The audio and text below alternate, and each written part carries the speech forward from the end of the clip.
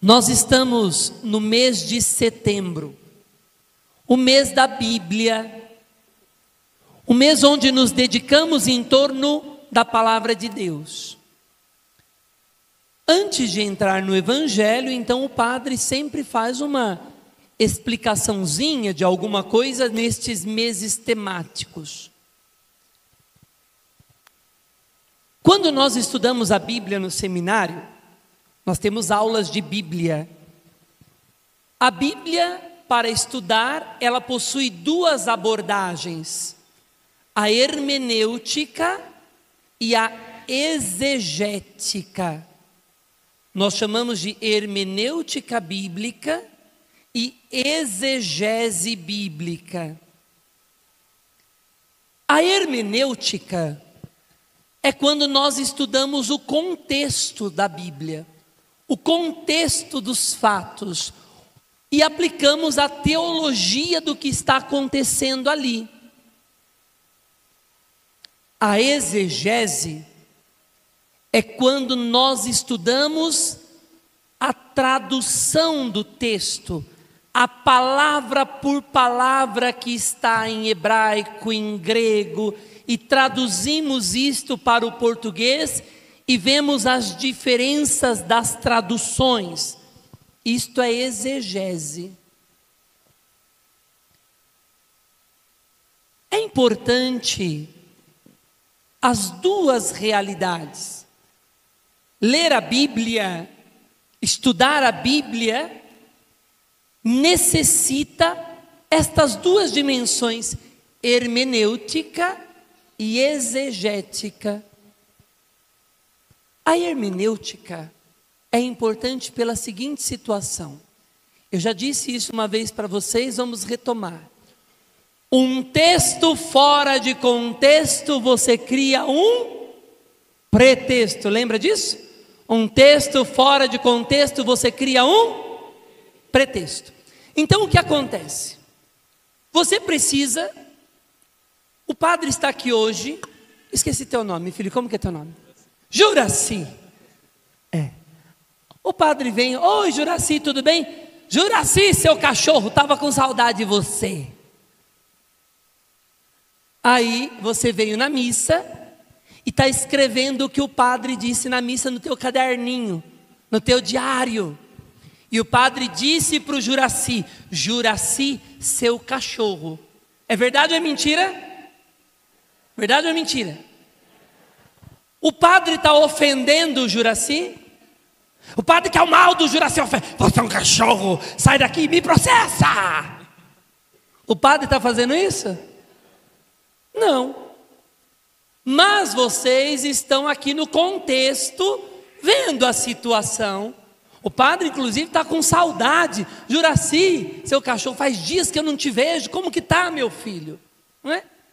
Bom, você pegou o teu caderninho, está escrito lá no caderninho, Juraci, seu cachorro. Padre Anderson que disse. Você levou o caderninho para casa, guardou o caderninho. Teu filho, aí passaram-se 5, 10, 20 anos. Teu filho pegou o caderninho. Passou mais 5, 10 anos. Teu netinho pegou o caderninho da avó, do vô, e olhou lá no caderninho assim: você já morreu? A minha avó foi lá numa missa do padre Anderson. E o padre disse na missa: Juraci, seu cachorro. Nossa, aquele padre não prestava. Aquele padre ofendia os fiéis. Olha, está escrito, ele disse: Juraci, seu cachorro. O padre disse: Juraci, seu cachorro, sim ou não? O que está escrito lá no texto é verdade ou mentira? Mas quando eu leio, eu preciso saber o contexto. Se eu não souber o contexto, eu interpreto errado o texto. E se eu acertar, é chute. Eu só pego o texto e leio, não sei o contexto. Aquele netinho poderia falar: ah não, ele estava brincando.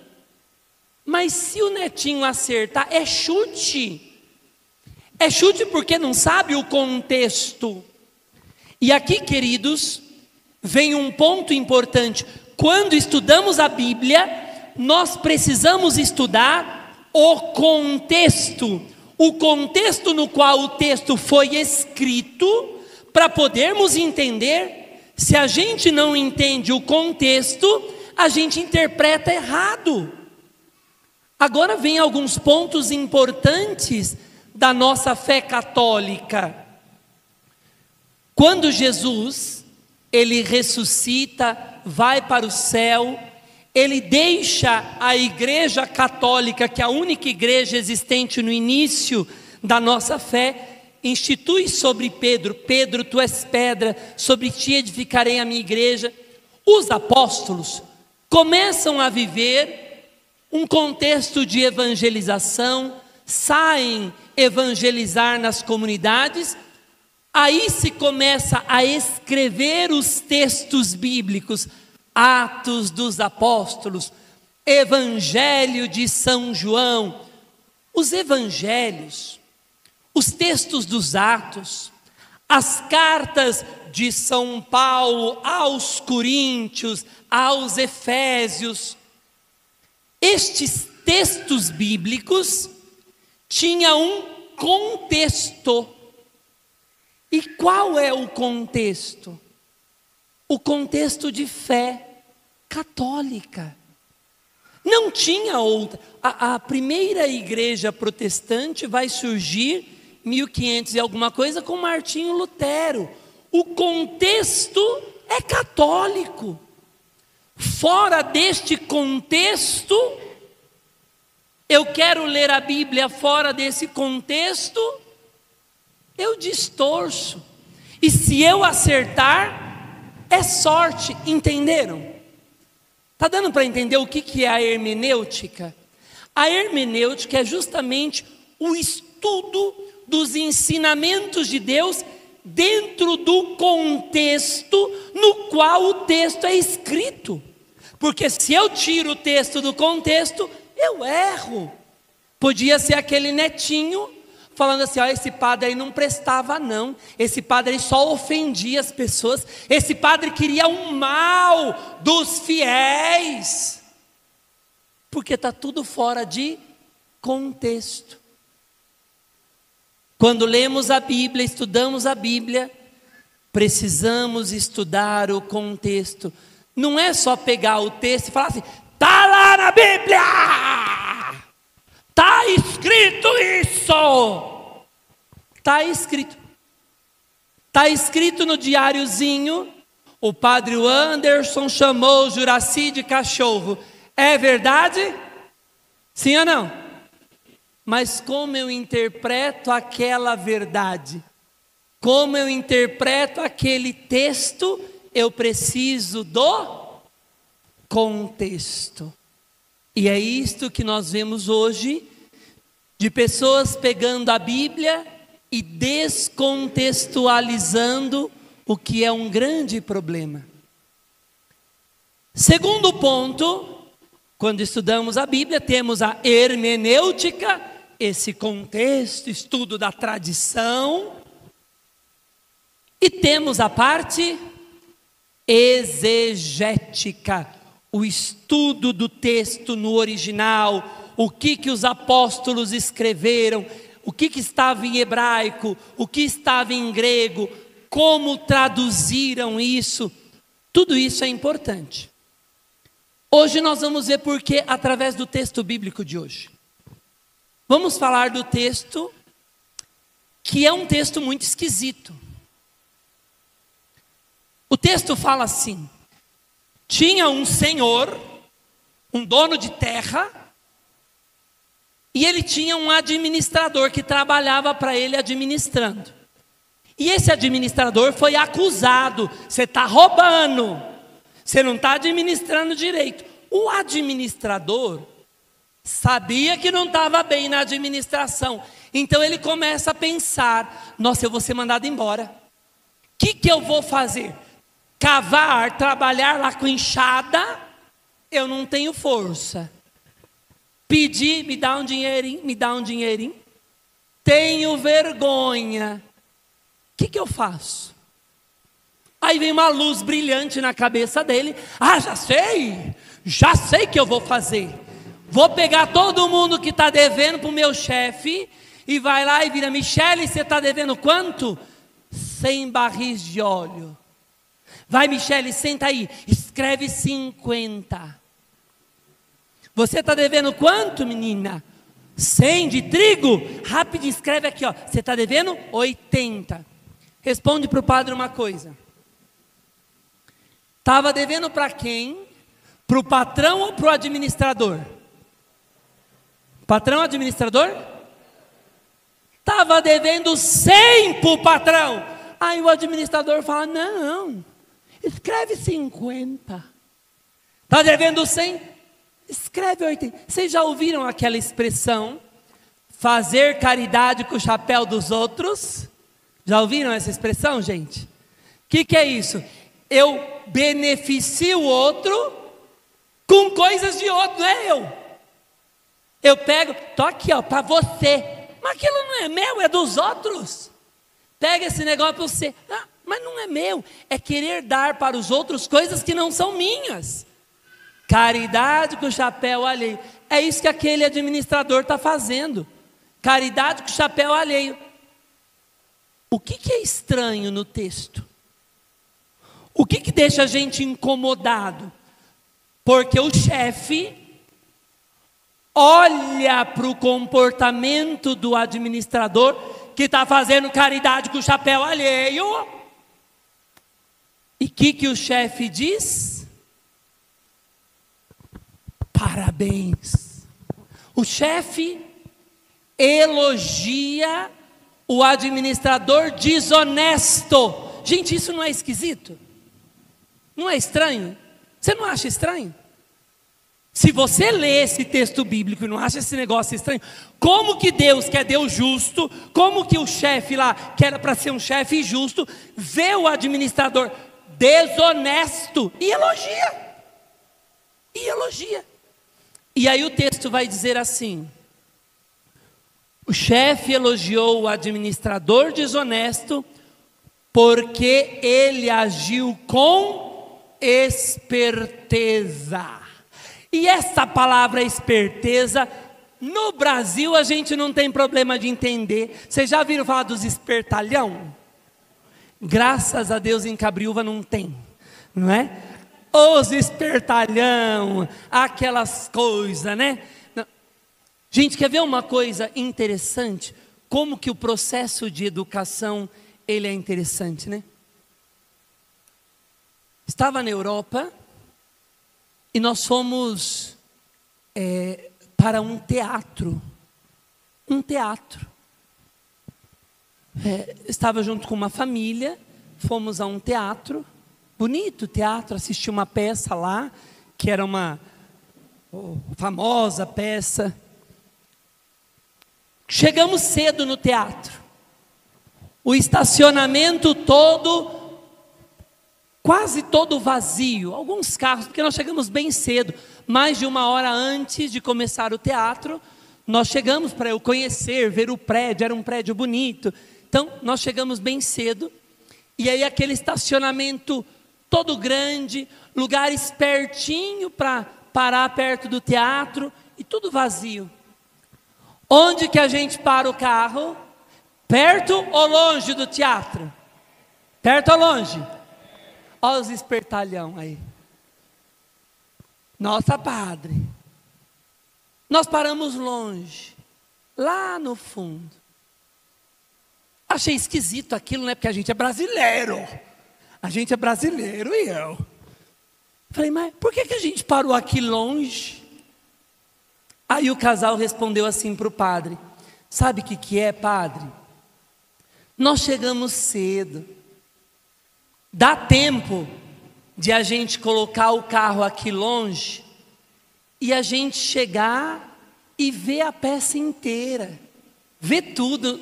Nós chegamos cedo até para o senhor olhar o prédio aqui que é bonito. Mas às vezes Tem alguém que estava trabalhando, alguém que estava meio mal, alguém que atrasou, que teve problema, não vai conseguir chegar cedo. Então ele tem que chegar e colocar o carro mais perto, porque daí ele já sai correndo, entra e pega a peça inteira também. Aquilo é uma lavada para nós, não? É uma lavada. Olha o comportamento nosso de espertalhão. Isso é muito forte dentro da nossa cultura brasileira. Então nós precisamos ir trabalhando, educando para a gente mudar o nosso pensamento. Parar e pensar mais no outro. Pensar no outro, porque o outro pode ser que não consiga chegar. Uma vez, também lá na Europa, tem um metrô. Esse daqui foi engraçadíssimo. Fala assim, só para a gente ver a nossa cultura de espertalhão, né? Isso na Dinamarca. Na Dinamarca tem uma catraca do metrô, que é chamada de catraca dos pobres. E aí estava eu com um padre lá, atravessava a catraca, pagava, entrava no metrô, e aí vi aquela catraca do povo entrando, passando, né? Falei, mas aquele povo não paga? Aí o padre falou para mim assim, não, aquilo ali é a catraca dos pobres. Aí eu achei esquisito, falei, mas o pobre não paga? Não, não paga. Aí eu falei, mas e o povo que tem dinheiro e tem uma catraca do pobre, não vai querer passar lá? O padre ficou assustado. Falou, não, padre, é dos pobres. Nós temos dinheiro, a gente paga, aquilo é dos pobres. Se nós tivéssemos essa catraca dos pobres, onde a gente ia? Olha os nossos espertalhão. E aí, gente? Está vendo onde nós precisamos ir mudando a nossa cultura errada, o ponto errado que está tão difundido aqui no nosso Brasil? Isso é preciso explicar, não é? Por conta da tradução nossa. O Senhor elogiou o administrador desonesto porque agiu com esperteza. Mas esta tradução é problemática, porque na nossa cabeça esta palavra esperteza dá essa ideia de espertalhão, não é? Não é isso que o texto quer dizer. Olha o problema aqui, não é isso que o texto quer dizer. Porque na nossa, lá foi espertalhão, falou escreve 50, não é isso. A palavra grega usada é frônema. E frônema significa foco. Sabe quando se está focado? Qual que é o oposto de foco? Aí o exemplo que eu gosto de dar. Vocês já viram a biruta de aeroporto? Já viram como que é? Se você nunca viu uma biruta, você pode olhar na internet, ou então você pode, eu fui outro dia ali no Golfe, sabe o Golfe? Aí você fala assim, eu vou almoçar no restaurante. Não precisa almoçar não, que é caro, não é? Mas você vai lá, vou almoçar. Aí você entra, pega uma pulseirinha, entra lá no Golfe, perto do restaurante, assim para trás, tem um L ponto, onde desce helicóptero. Ali tem uma biruta, você vai lá e olha, deixa eu ver a biruta. A biruta é como se fosse um pauzinho assim, com um negócio grande, como se fosse um pano grande, uma roda assim, uma boca assim, e o pano, que conforme toca o vento, a biruta vira. A biruta serve para indicar o lado do vento. Então o vento toca para lá, a biruta está para lá. O vento toca para cá, a biruta está para cá. O vento vai para frente, a biruta vai para frente. A biruta não tem foco. A biruta não fica paradinha com foco. Ela fica lá biruteando para lá e para cá, para lá e para cá. O texto bíblico vai dizer assim: os filhos das trevas são mais espertos que os filhos da luz. A palavra é frônema. Os filhos das trevas têm mais foco que os filhos da luz. Porque o que acontece com os filhos da luz, gente? Com o povo que a gente fala católico de Deus, o nosso povo católico, quantas vezes não tem foco? Passou um problema na vida, vem um e fala assim: morreu um parente. Aí vamos lá no centro para tomar um passe e ver como ele está. A pessoa, vou. Você ouviu falar? Chegou uma cartomante na sala. Eu vou lá na cartomante, quem sabe eu tenho sorte. Não tem foco na fé. Qualquer coisinha que vai falando, a pessoa vai biruteando, vai andando para lá, vai andando para cá, se perde na fé. Ai, eu vou, ai, não vou, ai, é, ai, não é, ai, tô, ai, não tô, ai, se der, vou na missa, se não der, não vou, ai, se der, vou no grupo de oração, se não der, não vou, ai, se der, eu rezo o terço, se não der, não... Sabe aquele negócio que vai, olha para quem está do teu lado, vê se tem cara de biruta, não fala, só olha. Biruta é aquele que não tem foco, vai para lá, vai para cá. Nós de Deus precisamos de foco. O que o Senhor elogia? O Senhor não elogia o comportamento desonesto, não. Mas o Senhor elogia o frônema, ou seja, aquele cara desonesto para resolver a vida, para criar amigos, para resolver a situação dele, porque ele sabe que ele vai fazer algo ruim, vai ser mandado embora. Ele tem foco para chegar onde ele quer chegar. O mal tem foco para chegar onde ele quer chegar, queridos. Não se esqueça, o demônio tem foco para destruir a tua alma. O demônio tem foco para destruir a família, para destruir as coisas de Deus, para destruir a vida. Porque toda hora nós temos que ficar brigando lá no STF, junto do Senado, da Câmara, falando, porque tem um querendo passar a lei do aborto, tem outro querendo entrar com destituição de família, e a gente vai toda hora enfrentando estas coisas, porque o mal tem foco. E os nossos católicos, o nosso povo de Deus, tantas vezes é o quê? Biruta.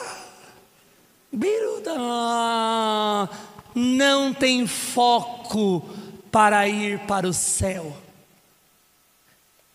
Agora a gente entendeu a importância da exegese bíblica. Se o padre não estudasse grego, não saberia interpretar o que diz espertalhão. Estes estudos da hermenêutica e da exegese são fundamentais para podermos aprender bem a Bíblia. Aprender a Bíblia, queridos, não é simplesmente pegar, decorar um versículo, sair jogando por aí os versículos decorados. A Bíblia é algo sério, e tirar o texto do contexto é um problema.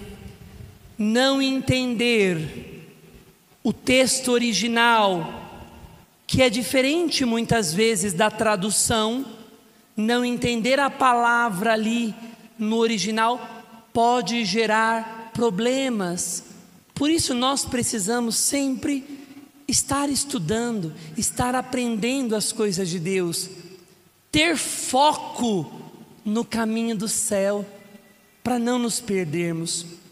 Eu quero ir para o céu, eu quero chegar no céu, eu luto para ir para o céu, eu estudo para aprender as coisas de Deus, eu tento fazer uma boa missa para que você aprenda a ir para o céu. Eu nunca estou preocupado nas minhas paróquias com algumas papagaiadas que o povo fala, né? Ai, mas a missa demora. A missa só é grande para aquele cujo amor é pequeno. Para quem tem amor às coisas do céu. O céu é uma eterna missa. Se você reclama de um tempo de missa na terra, você já está reclamando daquilo que é o céu. E o teu lugar vai ser onde então? Nunca reclame de uma santa missa. Nunca. Nunca admita alguém reclamar de uma santa missa. Eu procuro preparar as minhas missas para que você cresça na fé, para que você aprenda mais de Deus. Isto é responsabilidade. A responsabilidade do padre, porque exercendo bem aquilo que Deus me confiou, sendo fiel nisto que Deus me confiou, Ele confiará mais. A fidelidade minha é naquilo que Deus me deu. Quem é fiel no pouco, Ele vai confiar. O que Deus tem confiado a você? Porque o texto continua assim: aos filhos do céu, Deus vai confiar, seja fiel no pouco, e Ele vai confiar o que Ele quer. Qual é o pouco que Deus te confiou? Para mim, uma missa é uma grande confiança de Deus, e por isso eu zelo. Pode ter uma pessoa na missa, pode ter 10.000 pessoas. Eu sempre vou preparar aquela missa como se fosse a última, sempre com zelo, porque é o que Deus me confiou. O que Deus tem confiado a você? Seja fiel, seja fiel. E aí as coisas do céu, Ele vai acrescentando, mas tenha foco. Quem não é fiel é porque não tem foco, se perde, se perde entre tantas coisas e não faz nada direito. Faça pouco e faça bem. Que Deus nos ajude nesta caminhada do céu a termos foco e prepararmos o nosso caminho do céu, porque o mal tem foco para nos destruir. Temos que estar preparados. Amém?